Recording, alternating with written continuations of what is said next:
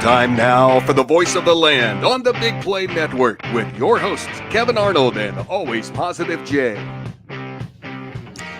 Well, it's another edition of the voice of the land, but no, Always Positive Jay. He's on assignment tonight, so I decided, yes, I could have asked. We have plenty of friends that could have came in here and co-hosted the show with me tonight, but I know you can't see him, but Peter Tellep is always here, so if I need someone I'm here to cut me off at some point, because I tend to talk too much anyways, and I feel like I over talk for, I'm sorry, Jay. Like, I don't feel like I give you enough runway, because sometimes I just start going off and I don't give you enough. So tonight I'll be able to get all of that out, and then then we'll get back into that balance when Jay is back on the show. And yes, we have plenty of friends could have asked to be co-host here tonight. I know that I'll probably need one, even though Jay thinks he's going to be doing the show while he is on his honeymoon. No, he's not. No, I don't. Not if he's smart. Like I said, I don't know if I'm going to allow him. And he said that only he listens to you, Peter. So you're going to have to tell him he can't do it while he's yeah, I may have to tell him that, because honestly, if he wants to stay married, he probably should. Just enjoy it. Enjoy it. Pay more attention. If he's staying at an all-inclusive place, he might be a little tipsy by the time the show rolls around. We don't operate that way, so we'll just allow him to enjoy the finer things of Aruba and his honeymoon. I mean, look, they're doing a very small ceremony. They're saving money that way, and that is a very smart thing to do. They put a lot of the money that they had into their vacation. I think it's 2 weeks. Oh, wow. Like, enjoy. I think it's 2 weeks. I could be mistaken. I don't know. I feel like I heard him say 2 weeks at some point, but even a week in Aruba, like, that's just. Hopefully it's cooler than it is here. Oh my goodness. I don't want to be that guy, Peter, as I just, look away from the camera and share the show right now. I don't know that I'm even be able to text Dave to reshare. If you can do that for me, Peter, if you have his number. Yeah, I got it here. But of course, we are part of the Big Play family and partner with LP Productions. We thank our friends over at Vector Technical to get the right person in the right job the first time. The more to come on them as we go here tonight. Again, I don't want to be that guy, because look, this is what summer brings. It just feels excessive, just because the heat advisories going for an entire week, not just a couple of days like we tend to have. There's usually like 2 or 3 day stretches.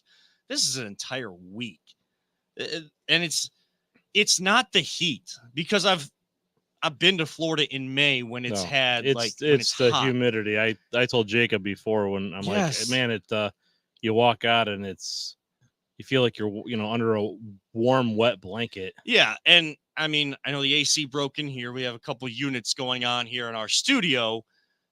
It's still like, I'm starting to feel it now. And I walked in and felt okay, but I'm starting to feel it now. Like, but we're here to grin and bear. Like, we're all going through it. It's just, what's making it worse is that it's raining every day. And then the sun comes out after. That's where the stickiness of the humidity gets really bad. I mean, it's bad enough when you're driving at 7 o'clock at night and your thermometer reads 91, 92 in your car. But look, I mean, I don't know if you were still home when it happened, but there was like a good 15, 20-minute downpour in Wickliffe in Lake County, and like a couple of cracks of thunder. Today or last night? Today. Really? Yes. No, we didn't. We missed that. So it's rained every single day under this heat advisory. It's just like Florida. Or like, I remember going down to the Carolinas in the late 90s, and every day it was super hot. And then like from 3:30 to like 5 o'clock every day we were down there, just a huge torrential downpour, big thunderstorm, and it cooled off a little. Yeah, but it was still muggy, so it really didn't like knock down the humidity. But it's good. My kids are spoiled. We have central air at home, and it's been working. So. Yeah, we are lucky enough to have the central air. We need it for Link. I mean, I had the day off. Of course, it is Juneteenth, and a very important day and holiday to celebrate. I guess I don't feel right being off, but like I know why. Yeah, the the company that I work for, I know a lot of other great companies around that are big on equality and all of that all inclusive type atmosphere, which is great, allowing people to be themselves. That's how you get a great work environment, allowing people to be themselves. And as a company, we are all inclusive. We do a lot of different trainings on diversity. We have many different celebrations throughout the year. I mean, February with Black History Month. I mean, we just went through Asian Pacific Heritage Month, and we have like these teams meetings where it's like a speaker comes on to talk about all this stuff, to educate us.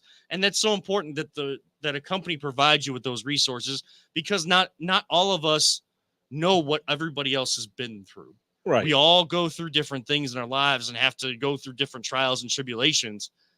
It's good to be educated about those things and understand where other people are coming from, and not just downplaying it and just pushing it off and causing divisiveness like we have seen in this country. And there's divisiveness still, and it's unfortunate, and I'm not blaming one side or the other of a political aisle, a social aisle, anything like that.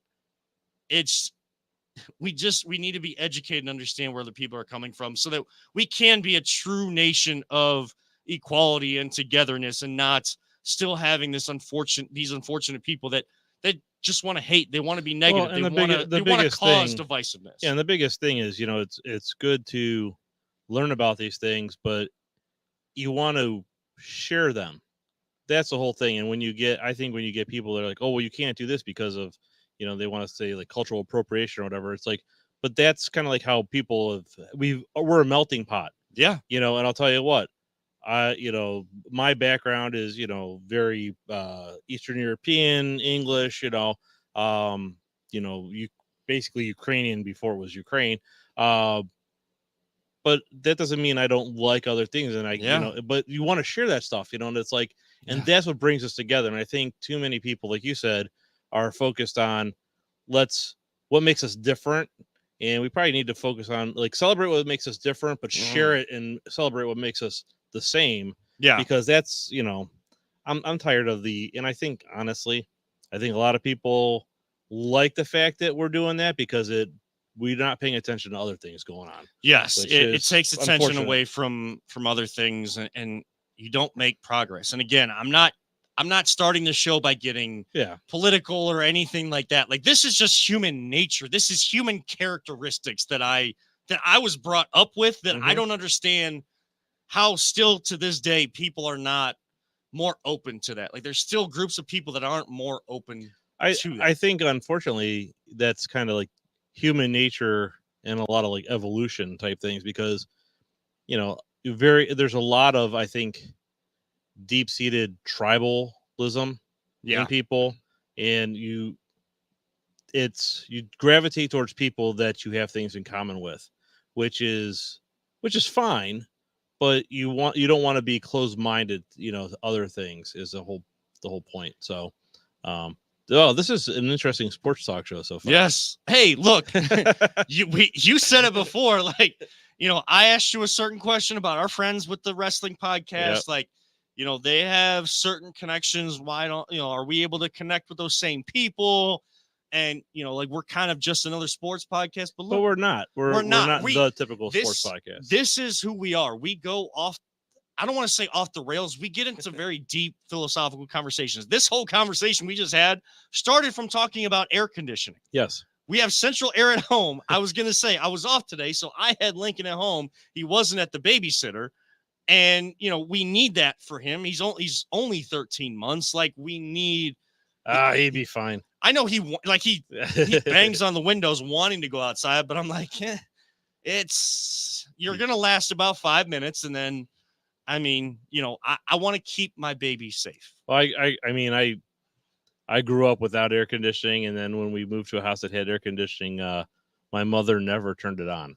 So a day like today, I was telling my kids I'd be down in the basement where it was maybe like 5 degrees cooler. Yeah. But, you did whatever you could, and, sleeping with the windows open and the fans on.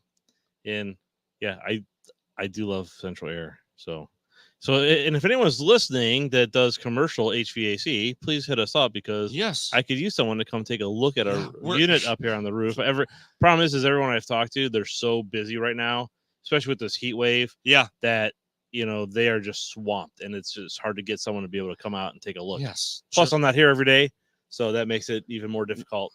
Yeah, you're not. It's not like you're just. I know. I had someone acclimated to this kind of. Well, I had someone that they would have been able to come out on Saturday. Mm-hmm. Except on Saturday, we were down in Athens, Ohio. More taking college visits. Taking Yeah. a tour of Ohio U. And how are you handling all that, by the way? I'm handling it well. It's it's a weird thing because talking more about not sports. Hey, Ohio University has some great sports programs. They have some great programs. Some of the colleges you guys have been to have great sports programs. Yeah, so. and actually our guide, she works she said she's actually doing an intern with the Columbus Blue Jackets. Oh wow. Because there was an OU alumni that works there, and so she's doing photography for some of the stuff up in Columbus. So it sounds like a great program. The campus is beautiful. I toured it when I was actually accepted to OU back along, in prehistoric times. I don't remember. I honestly don't remember the campus that well. Yeah. But it's a beautiful campus. Never been there. But my biggest my biggest concern is Jacob's not really sure what he wants to do, and the cost of college is ridiculously expensive. I mean, it's 4 times what I paid. Yeah. So, I mean, I'm not here to overstep you and Debbie on what you're guiding him to do or things like that. But I want to tell all young people, because there's a group of kids now transitioning from high school to college, and some of them have already transitioned to the campus because they're playing athletics. I mean, a friend of mine, Dale Davison, he works with me at ESPN Cleveland, but his son, Demarion Witten, it was a huge recruit coming out of Glenville. They won back-to-back state titles. He's already had to move his kid in because of summer workouts. Oh, yeah. And I mean, he was posting pictures. OSU had their football locker room. I don't know if you've seen the photos. Their new locker room is absolutely I haven't, but I believe it. Amazing. But some of these kids are they're moving to the school, or if they're able to still commute, I'm sure that there's summer workouts for a lot of the fall sports at these colleges. Well, the orientations too. 2 of my nephews are actually going to be at Alabama. Because wow. Yeah. So my nephew Jack, no, they live close to there? Or? No, they live here. Wow. Yeah. But so what drew into Alabama? Well, they were looking, I think they wanted to go to a school in the South, and Jack was looking at, I think, Georgia Tech. And they looked at Alabama, and Alabama apparently is looking to get a lot of out-of-state students, bring out-of-state students down there. And Jack was 4.0 student, National Honor Society. Yeah. He was on the Kenston Academic Challenge team. Really, really good kid. And he and his twin brother Grant are going to Alabama. They already did orientation, I think, last week. But Jack actually got a full ride to Alabama, and none of the Ohio schools offered anything close to that. And even Georgia Tech, which was his first pick, I think, they offered him basically nothing. It's a really good academic school, isn't it? Yeah, and it's weird because it's and that's one of the things I liked about OU. It was a great campus, but one of the things that they really talked about was, hey, if you don't know what you want to do, we're here to help you figure that. We're going to help you with a plan. Yeah, and and that's a good thing, because my biggest fear right now is, college is super expensive. Yeah. And I don't want, so I don't want him to get a degree that's going to be okay, well, you'll never pay this back and you can't do anything with it. Yeah. And that's or searching around maybe too long, and then you're paying for college. They seem very focused on, if you don't know what you want to do, we will help you figure that out. We are so blessed in Ohio with so many colleges that will do that. Cleveland State was big on that too. And I mean, from my experience, my journey, Peter. Yeah. That's all I can share with people like Jacob, or that kids are now going to college and they don't necessarily know what they want to do. I had a plan. I went to Cleveland State. I went there 4.5 years. I got my degree, my teaching degree. I got my teaching license, and I enjoy working with young people. I enjoy molding, helping develop young people and using my experience to try to help them. I understand that kids learn all in different ways. And like that was so intriguing to me to try to connect with every kid and they learn differently. Like I tried to develop so many skills that way. For me, I lost I don't want to say a passion for it because I still have a passion for educating, but educating my way. It was more of the professional side of things. Like I just didn't agree with how teaching was regulated and things like that. And like I kept hearing commercials for the Ohio Media School, and like when you go to your counselor and they ask you what do you want to do, they have like 5 lines. Like, what are your top 5 thoughts about what you want to do, what you want to go to college for? I only had 2. I had teaching and I had sports broadcasting. And I kept hearing those commercials and it drew me. So I was able to change direction in my mid to late 20s. And now I'm doing this. This is my career that I'm trying to develop and I'm passionate about it. So like, just because you may go down one path, it's okay to change directions. But yes, there to a certain extent, you don't want to be just lost out there though either. And I know Jacob's too smart to do that. And there's plenty of kids out there. But again, I felt bad that I did that. As I look back on it now, I understand that was just my path. Like everybody's experience is going to be different. You don't have to do something that you feel like you've been told you have to do. Find your passion, get after it, go for it. And things won't always feel like work. It won't feel like you're just bogged down with so much. I'm going to steer him away from any 18th century French literature, degrees. Because I mean, what was they going to do? I mean, it might win some money on Jeopardy. Well, yeah, but I know how much he loves Spanish classes. But as he shakes his head in the background. Well, look, I know that we're here to talk sports, and we're going to on the other side. I mean, Cavs are still looking for a coach. Plus, it is. It's not just Juneteenth, but on the sports side of things, it is also a special day here in Cleveland that we celebrate every year. How much longer should we focus on that instead of focusing on pushing our teams to achieve that same level of success? We'll talk about that and more right here on the Voice of the Land on the Big Play and Be On Air podcast networks. Whether you're looking to hire new talent or start a new career, Vector Technical has you covered. Vector Technical is a 28-year-old staffing firm that has helped thousands of job seekers advance in their career with reputable partners throughout Northeastern Ohio. Vector Technical is more than just a temp agency. With an above-average hire-in rate of 1 in 4 candidates, Vector works hard to connect the right person with the right opportunity the first time. Vector Technical hires for skilled manufacturing and light industrial work and is sure to have a career that you've been looking for. To learn more, visit our website at www.vectortechnicalinc.com. Welcome back to the Voice of the Land. Just myself, Kevin Arnold, and alongside our producer extraordinaire, Peter Tulip. Always Positive J is on assignment tonight. We spent the whole first segment. We touched on sports a little bit. We kind of integrated it very little, but I think it's only right that we are a sports podcast, and there is some things going on here in town. We're not going to get into the Browns tonight, so if you are looking for some football talk, if you need to step away from our show tonight and you want to just listen back to maybe some of the stuff that is said tonight, we understand. Or if you're listening on the audio and you want to skip ahead or skip through and see if there's something that catches your ear because you were looking for Browns talk, look, they're on summer vacation. There's not much we can really go into. I know Amari Cooper was elected to miss mandatory minicamp because he wants a new contract. Right now, there's no concern for me in that regard. Peter, I'm sure you probably feel the same way. If it drowns or if it goes into training camp in July when they report, I think it's rookies July 22nd, veterans on July 23rd. They head to the Greenbrier on the 24th or the 25th for their first workout. They're going back to West Virginia to start training camp. I'm sure that schedule will come out soon as well.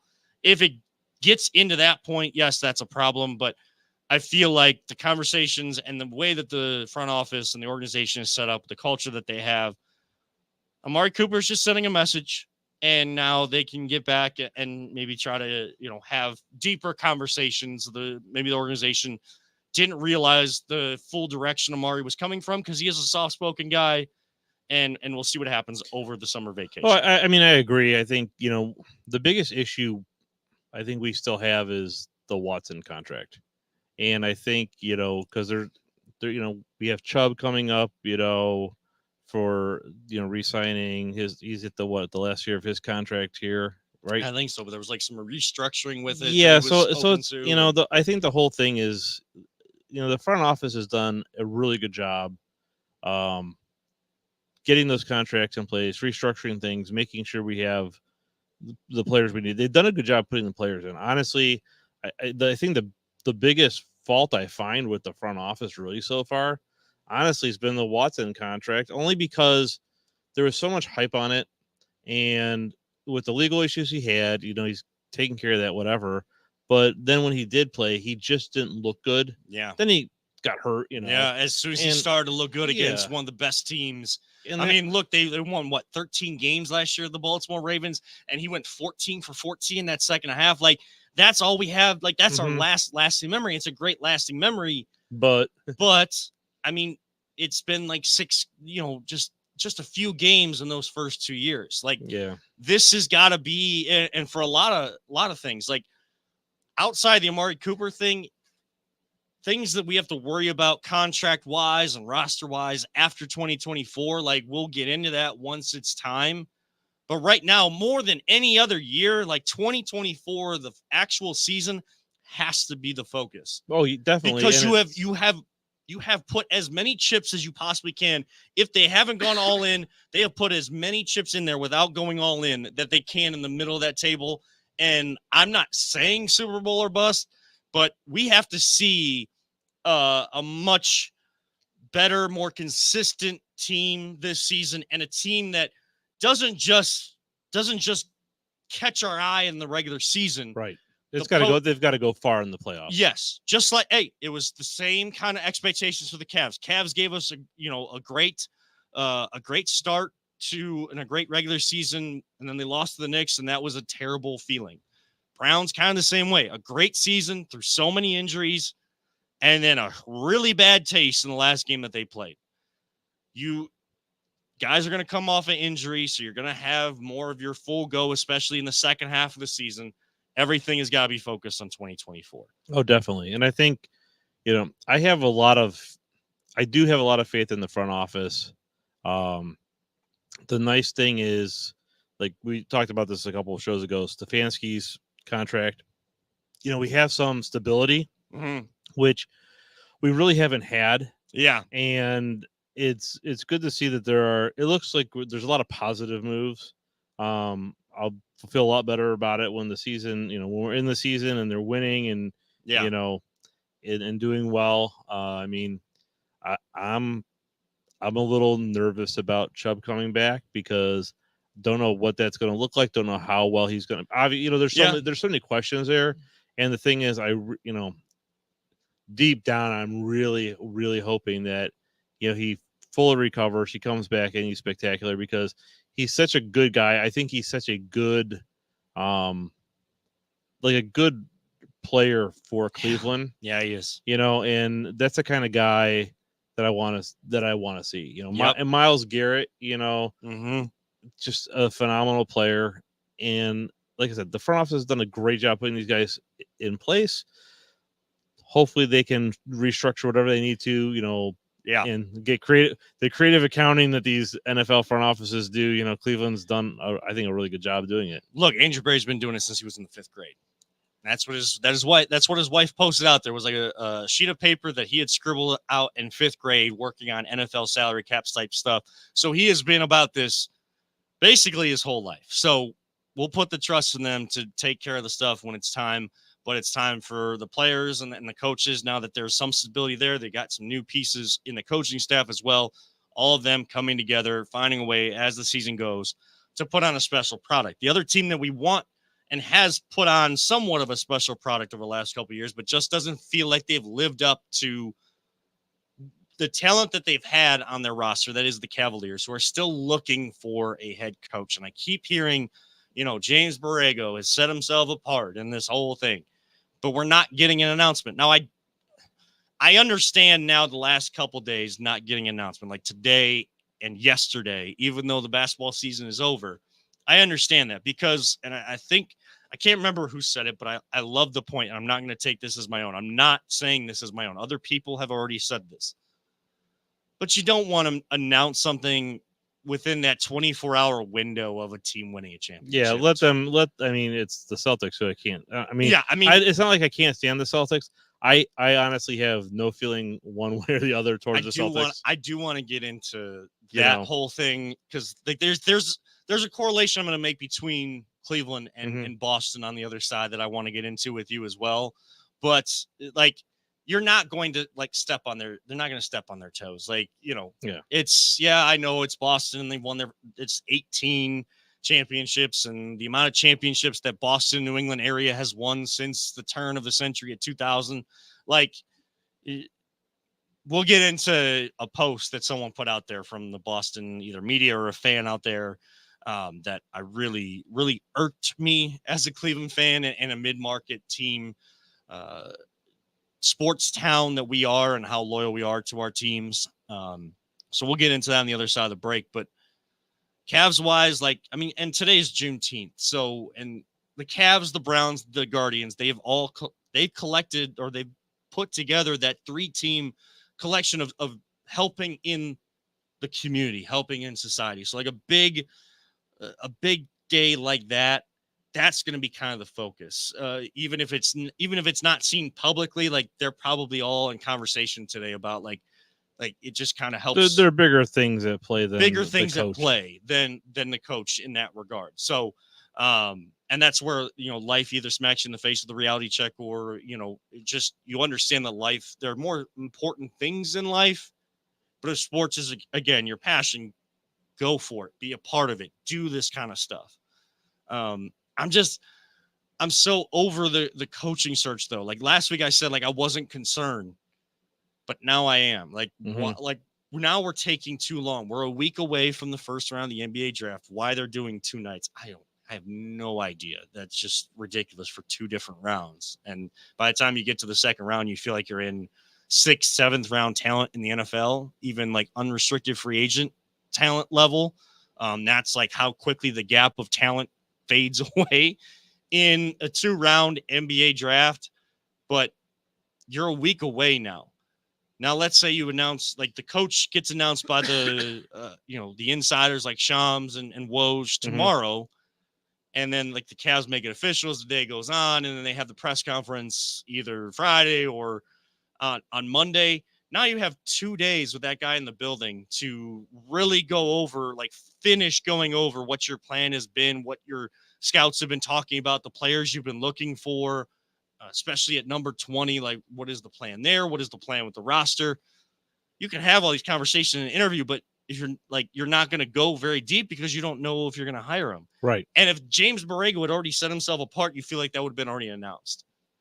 So there's something going on there. Monty Williams was fired by the Pistons today. The Pistons are an absolute way out there. Of course, now they're led by a former Cavalier, Trajan Langdon, one of my favorite players to watch in a Cavaliers uniform. But look, I mean, he is coming into an absolute mess, and then you decide to fire the coach today. I know Langdon's been trying to get his feet wet and everything, taking over, running the team, all of that kind of stuff. But I mean, and it's only the first year of a 5-year, 60 or 6-year contract. I think he's got 5 years, 65 mil per year, or 65 million left on that deal that they have to pay him. Like, and then you know what Cleveland does when anybody is fired or released from a team. Oh, should the Browns go get them? Should the Cavs pick up Monty Williams? Right. This doesn't happen as much with the Guardians unless, like, pitchers are put on the waiver wire or something, like, hey, like, we need help. It tends to be more like, hey, we actually need this. Like, should that person be considered type thing for the Guardians? It's a little bit more streamlined. With the Cavs and Browns, like, it's like, oh, we should go get this guy. We should go find a way to trade for this person. Or I like Monty Williams as a coach. If the Cavs knew something in Detroit, and we hear that Monty Williams gets an interview here, then that'll shed light on why it's taken this long.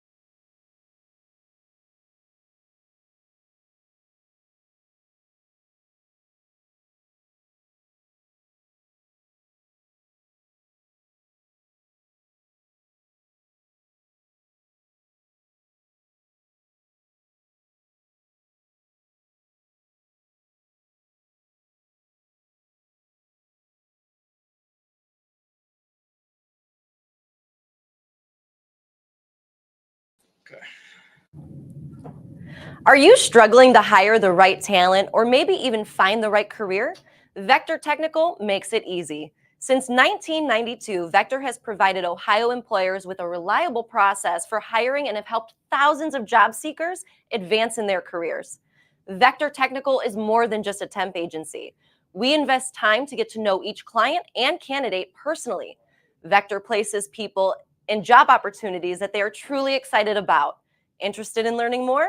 Visit our website at www.vectortechnicalinc.com to see a full list of our current job opportunities and to find out what Vector Technical can offer you.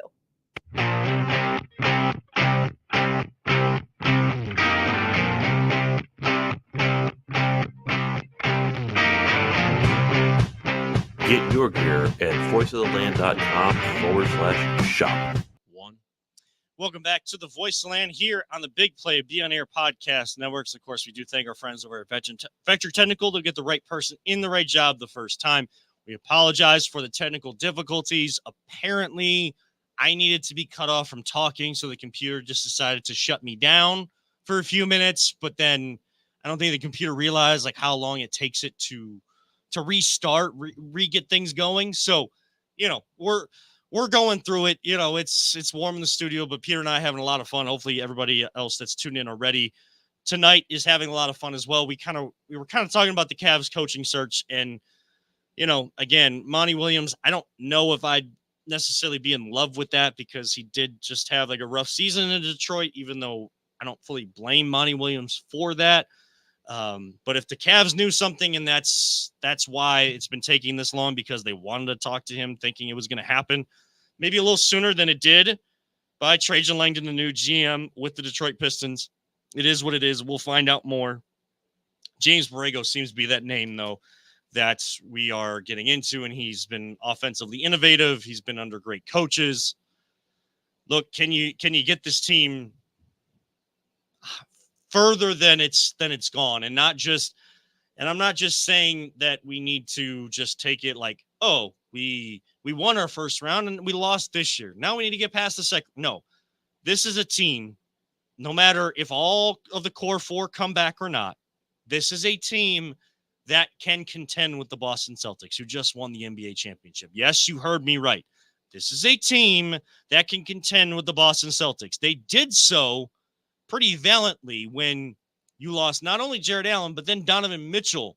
You lose him in the Celtics series, and the Cavs continued to fight, scratch, claw, try to get another game in that series. It just wasn't going to happen. Boston, boy, oh boy, you need luck along the way. Boy, did they have luck in every single round of the playoffs. I'm not taking anything away from their championship. Trust me. I don't like Boston. I don't like their fans, but I respect when a team wins a championship, just like I respect the Lakers won the championship, even in the bubble, because there was different challenges in the bubble. And if you don't like that the Lakers won that championship, you want to put an asterisk next to it, that's on you. That's your prerogative. I'm not here to convince you otherwise.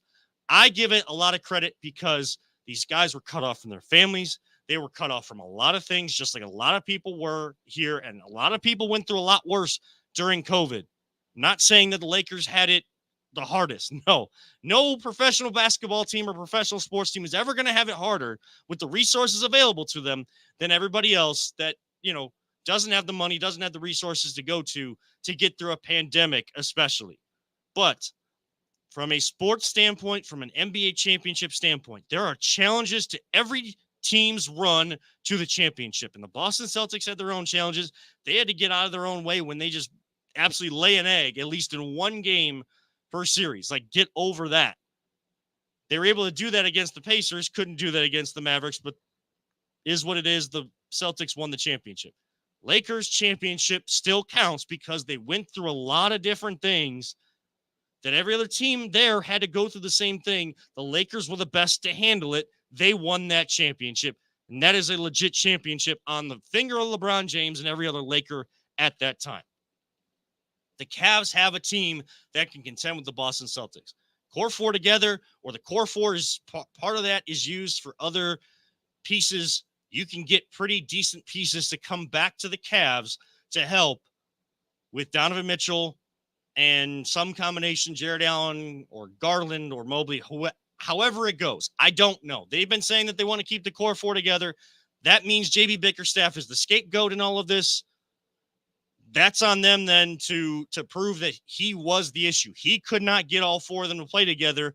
And yet in basketball circles, all four of them can play together. Two centers can play together and two ball dominant guards can play together. There is a system out there, whether it's James Borrego, Kenny Atkinson, there's an offensive system that they've heard in all these interviews they feel like is going to help. I don't know.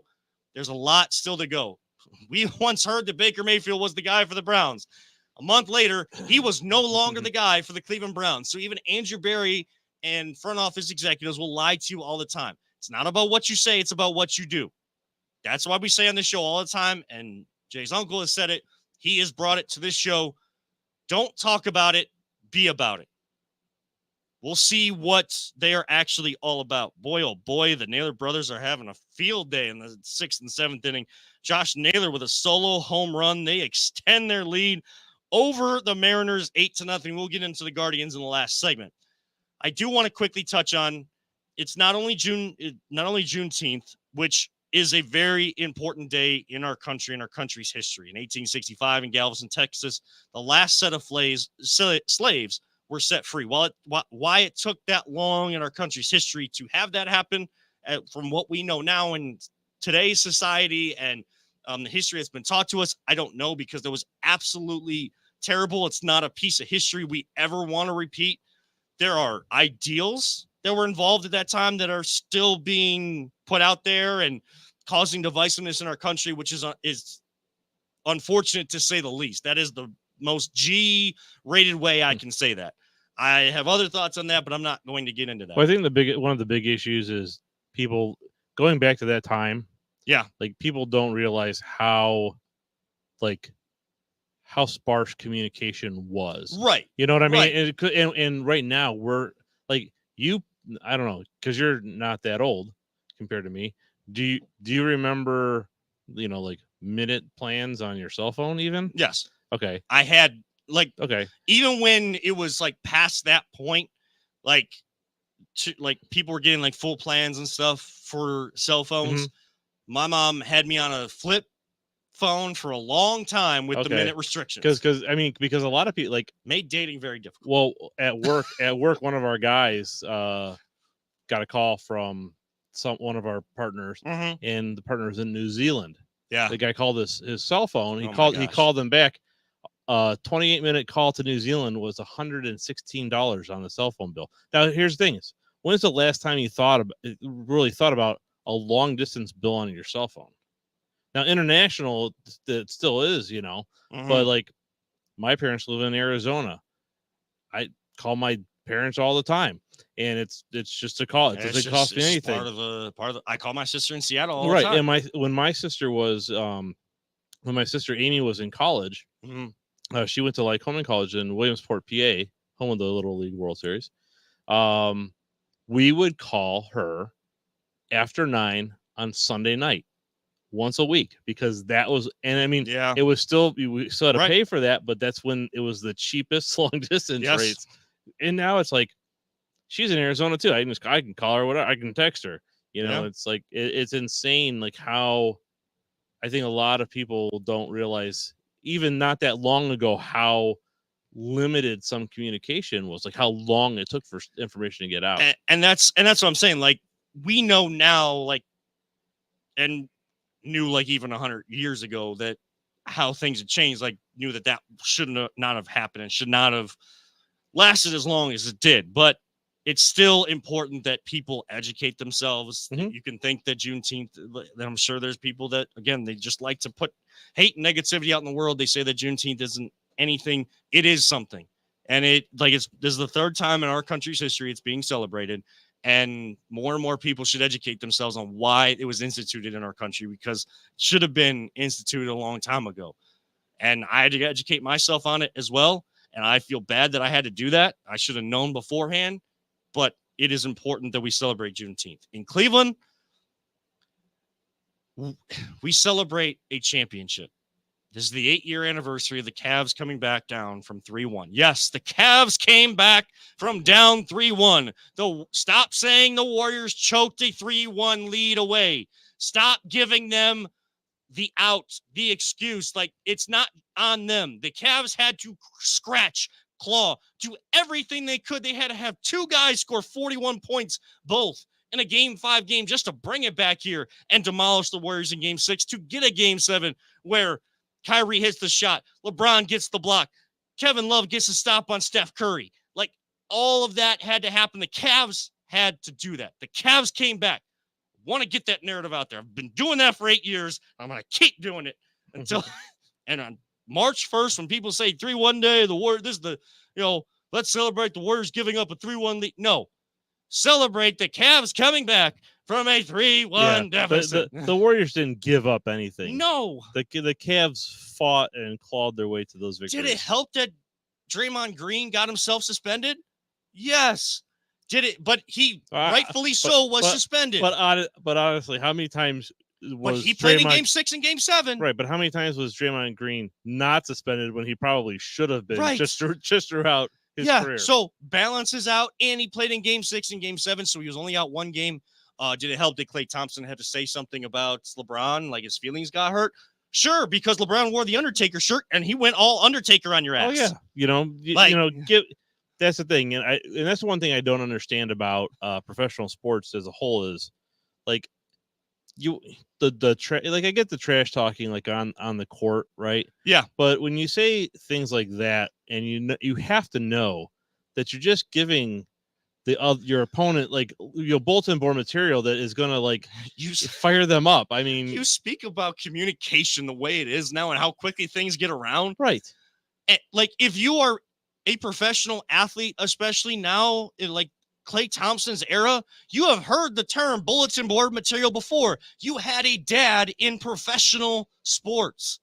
You've heard the term bulletin board material. So, like, these guys just don't care. They're going to say whatever they're going to say, but you better not, like, if you want to poke the bear, right? Exactly. You better be ready to take the bear attack, and you did not. Right. And the Cavs won the championship.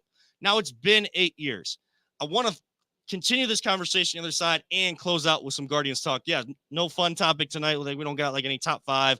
I think we kind of had that conversation in the first segment where we went 17 minutes without really talking sports at all. Yeah. But we will talk Cavs championship, correlation to Boston, and Guardians baseball on the other side. One final time, this is the Voice of the Land on the Big Play and Be On Air podcast networks. Are you looking for a career in manufacturing? Vector Technical has you covered. Vector Technical is a 28-year-old staffing firm that has partnered with some of the biggest and the best companies throughout Northeastern Ohio. The recruiters at Vector Technical will coach you through the entire job process and will help you land an opportunity that you are truly excited about. Vector does not add any additional fees and offers benefits as well as free online skills training through Penn Foster. To learn more, visit www.vectortechnicalinc.com and make sure to check out our job board to see a full list of our current opportunities and apply. Welcome back to the final segment of this edition of The Voice Land. Yes, I am Kevin Arnold. I'm riding solo tonight in terms of hosts, but I have Peter Tellep, our producer extraordinaire, along the way with us here on the Be On Air and Big Play networks. We've had great conversation throughout the night. Yes, we did have some technical difficulties in the middle, but that is okay because, look, that as much as technology helps us, it also can be a pain in the you-know-what. Like, just like anything else can be that. We went to break talking about the Cavs championship, and yes, the Cavs came back from a 3-1 deficit 8 years ago today. It was on Father's Day. Everybody likes to go back to their memories. I think we've done that so many times on the show, and that's why I've kind of pushed it to the end. Like, for a certain reason, I've kind of left this conversation to the end. Like, look, it was Father's Day. I shared a hug with my dad who taught me the history of the game of basketball. I've gone through this story. We'll do it. We'll do that. The stories, if we're still doing this, hopefully we're still doing this in 2 years when it's the 10-year anniversary of it. And hopefully we're celebrating a new one. Yes. Hopefully we're celebrating a new one. But look, that was a very special day for me. Like, tears started flowing down I kissed the trophy on the TV, which I know creeped out my mom. Creeps out. The memory kind of creeps out me too, but it's okay because, like, when you win a championship, you're in the moment. Like, you act like you've been there before. We'd never been there before, so I didn't know how to act. Like, I was like Ricky Bobby. I don't know what to do with my hand. I don't know. But when I was in line at Dick's Sporting Goods to get the championship shirt, my dad comes up to us in line and gives me a big hug. Like, that's where I lost it. Like, because it meant so much, and it's deep rooted in my soul. But it's been 8 years, and we kind of keep going back to the whole, like, this is where I was. And, like, yes, it's great to celebrate. Boston, on the other hand, and I don't know if it was a fan account, a media account, or whatever, they tweeted out that the city, the area of Boston, New England, hadn't won a championship in over 1,000 days. Oh, Jesus. Over 1,000 days. Guess what? We went 52 years. Remember what I said earlier about not feeling one and we way or have the other? 1 in 60. We have one championship as a city in 60 years. Boy, oh boy, it has got to be rough to be a Boston fan when you go 1,000 days without a championship. That's why I hate Boston and New York fans. I cannot stand either group. Oh, I hate New York fans. You can't put you can put New York ahead if you want to. A lot of people will, and I get it. I put them on the same plane. I can't stand watching the Yankees and Red Sox play half, if not more than half, 60 to 75% of the nationally televised games, because every time they face off against each other, luckily that has been decreased because of the new baseball schedule. But when they were facing off 19, 20 times a year, every single time, at least one game in every series was nationally televised, if not more than one. Talk about rough TV to watch, either New York fans or the Boston fans. Like, I know, and trust me, my wife, her brother was like a big Boston fan, and Terry Francona won 2 championships there, and all of that. Like, I know that there's good stuff in Boston. Look, I'm just sports hating here. I don't like them all, but they are complaining about being 1,000 days. And if you saw a video, I think it was Barstool Sports. They have a lot of, because Dave Portnoy, no matter what you think about him, he is a Boston fan. I think he's from the area or just was a Boston, like grew up a Boston fan. I don't know.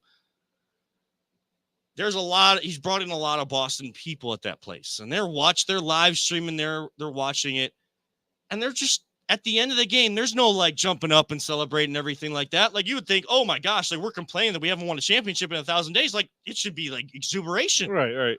The Browns win a game, Cleveland goes nuts. They're just shaking hands, very cordial, very, very subdued. So don't complain to me about not winning a championship in 1,000+ days if it doesn't mean that much to you because you're so used to it. The Celtics have won 18. The Red Sox have gotten over their curse. The Bruins have won plenty of championships. The Patriots. Like, don't even try to complain, because the city of Cleveland has won 1 championship in 60 years. And I'm at the point, Peter, where I want our teams to be focused on winning another championship. That's the standard we hold them to. I'm not holding on to 1 championship in my lifetime for another 52 years. Well, you've got a few more looking at your shirt. Yes, Ohio State. I know. I mean, But, I'm not going to but still, yeah. I lumped them into the I know what you mean. Yeah, but like, I'm not going to do that right now in this argument, because I don't feel like I'd, win a lot of people on my side. It's just painstaking. And like, yes, I love going through the memories, but now that we've kind of turned that corner past the 5-year mark, like, we need another one. We have teams that are all positioning themselves to be in contention, but they're not getting over a certain hump in that window. It's got to be one of them. All these teams have really gone into those contending windows. Someone has got to pay off that here soon over the next couple of years. That is for sure. One team that is in contention, of course, I hate giving him only 4 minutes on his show, but the Cleveland Guardians winning right now against Seattle. They had lost 3 straight. They lost the last 2 in Toronto. They go 500 on that road trip. Like, anytime you go 500 on a road trip, though, especially, like, they had 3 off days built into that road trip. Yeah.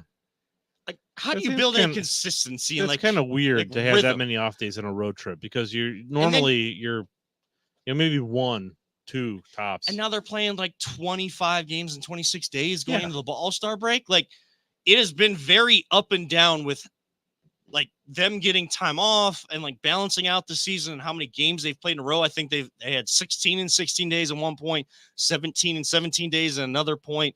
And then you have that big of a break. Like, that's great to get in a 162 game season, but rhythm. And when you are winning so much, look, I know that a lot of people probably are freaking out after three straight losses, and like, you don't have to do that. They're winning by a lot tonight. This team is still capable. Do they need starting pitching? Absolutely. Absolutely, they need more starting pitching, and they need to get more of the guys that they have here. Ben Lively has been a great story. He had a rough outing.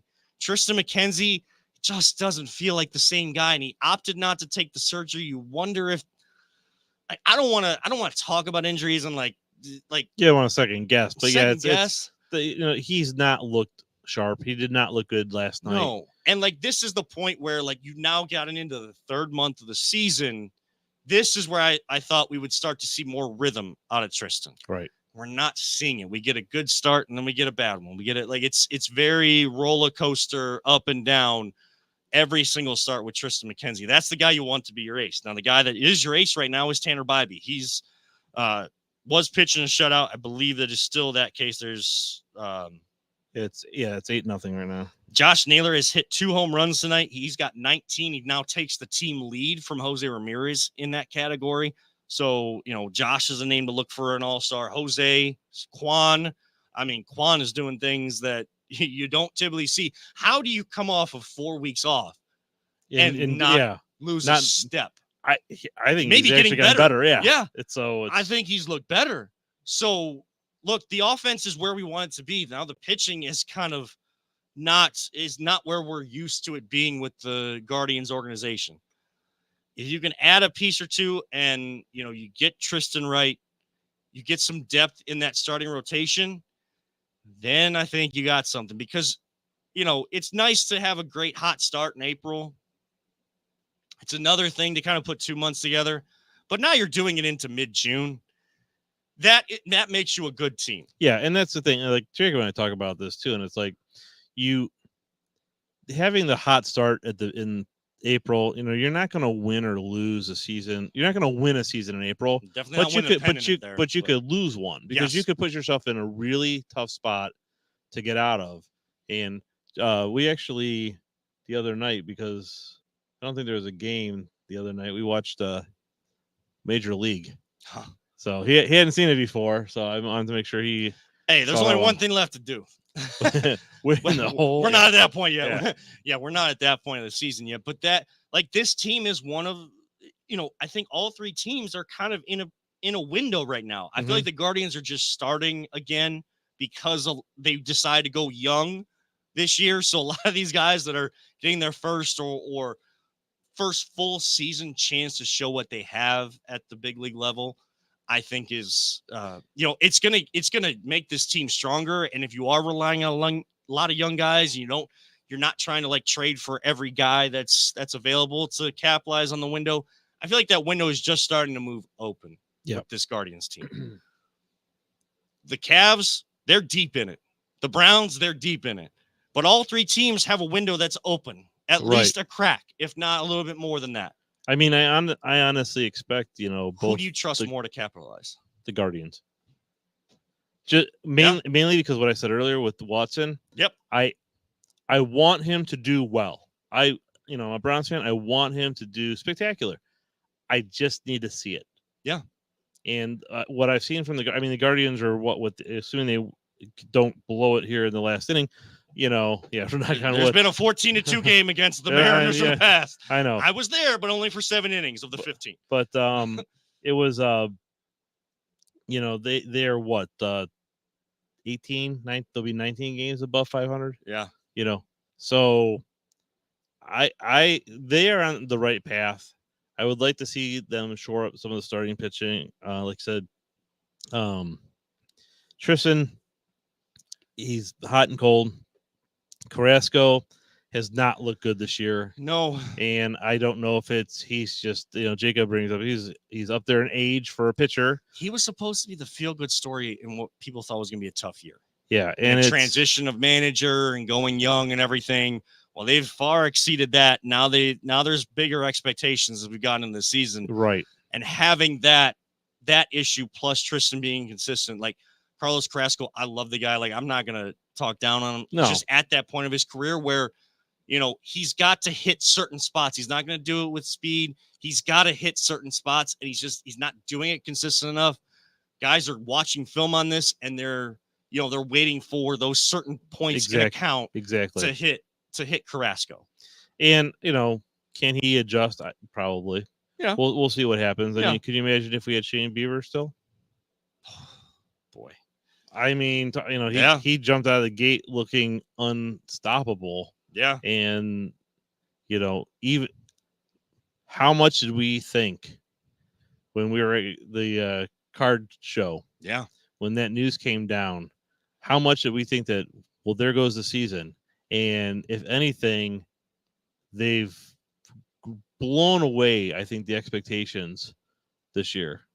I'm always a homer with I love the Indians/Guardians. Mm-hmm. I always expect them to do well. Yeah. And I think they're the best positioned team to go really deep, if not all the way. I think the Browns have a very good chance of going deep in the playoffs. We'll see how that shakes out in, through training camp and through the season. But I mean, Cavs are in the playoffs. I expect the Guardians to be in the playoffs, and I expect the Browns to be in the playoffs this year. And Guardians just close it out 8-0. Nice. They win over the Mariners tonight. So 1-1 in that series. Day baseball, afternoon baseball in sweltering heat. Oof. Tomorrow, drink plenty of fluids if you're going out to the game. If you're going to any of the games throughout this week, Mariners, and then of course the Blue Jays come into town for a weekend series here. They come from Canada, as we went to Canada last weekend. Just even if you're just out and about, we want to thank everybody that does work outside, construction, our first responders that have to go out and be in this and be in certain uniforms in this kind of sweltering heat. Anybody that has a job, landscaping, I'm probably missing a lot of jobs that are outside, which is like, I know that electricians, all of that kind of stuff. We wish you all the best. Hopefully you're getting plenty of fluids. Stay hydrated. If you see one of these people, maybe stop by, give them a bottle of water or something like that. Help out your fellow man and woman out in the community. Plenty of great people doing great work for us here in the community and in this sweltering heat. So make sure we help our neighbor and help them out throughout this time. If you're going to baseball games, enjoy day baseball tomorrow, trying to get the rubber match against the Mariners. And then you switch your focus to the Toronto Blue Jays. Try to have a winning record throughout this homestand. Take care of home field advantage. Guardians, like Peter said, well positioned to contend this year. And hopefully for a few years that window will be open. But look, we've gone 5 minutes over, and I was riding solo here tonight.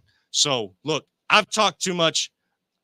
I got to get home to my family. I know plenty of other people need to turn off their devices and have some family time before you go to bed here tonight. So happy Juneteenth to everyone celebrating here today. It is a very important holiday here in our country. Happy championship celebration day to everyone in Cleveland. And we're going to talk to you guys next week. For Peter Tellep, myself, Kevin Arnold, don't let anyone ever tell you it's just a game. We truly love you all 3,000. Don't talk about it. Be about it. That's a terrible impression of Jay. I'm so sorry. Buddy. I was ready to jump in there. Yeah.